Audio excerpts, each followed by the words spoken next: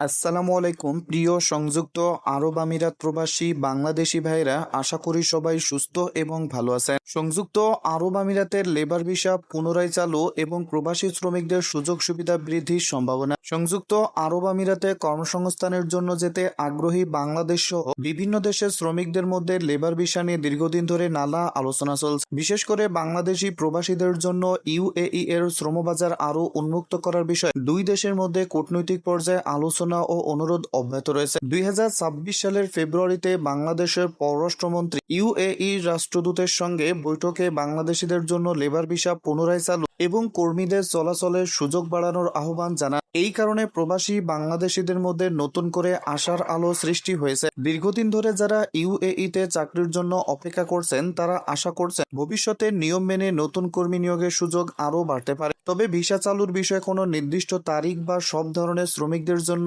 নিশ্চিত অনুমোদন না আসা পর্যন্ত সামাজিক যোগাযোগ মাধ্যমের বিভিন্ন দাবি যাচাই ছাড়া বিশ্বাস না করার পরামর্শ থাকবে। ইউএই সরকারের শ্রম বিষয়ক মন্ত্রণালয় ministry of human resource and Emiratisation বিদেশি কর্মীদের নিয়োগের জন্য বিভিন্ন ধরনের ওয়ার্ক পারমিটের ব্যবস্থা রেখেছে। সরকারি প্ল্যাটফর্মে বিদেশ থেকে নতুন কর্মী নিয়োগের জন্য নিউ ওয়ার্ক পারমিট ওভারসিজ সেবাও রয়েছে। অন্যদিকে ইউএইতে অবস্থানরত বিদেশি শ্রমিকদের বেতন, কর্মপরিবেশ ও সুযোগ সুবিধা নিয়েও গুরুত্ব দেওয়া হচ্ছে। ইউএই শ্রম আইন দেশটির বেসরকারি খাতে কর্মরত নাগরিক ও প্রবাসী উভয় শ্রেণীর কর্মীদের শ্রম অধিকার নিশ্চিত করে। কর্মীদের বেতন যথাসময়ে পরিশোধ এবং চাকরি চুক্তি অনুযায়ী পাওনা নিশ্চিত করার বিষয়ে সরকারি বিধান রয়েছে। তবে এখানে একটি বিষয় স্পষ্ট করা জরুরি, 2026 সালে ইউএই বেসরকারি খাতে 6,000 দিরহাম নিম্নতম বেতন নির্ধারণের যে ঘোষণা এসেছে সেটি এমিরেটস নাগরিকদের জন্য, সব বিদেশি শ্রমিকদের জন্য না। এই নিয়ম 1 জানুয়ারি 2026 থেকে কার্যকর হয়েছে, তাই এটিকে বাংলাদেশি বা অন্যান্য প্রবাসী শ্রমিকদের জন্য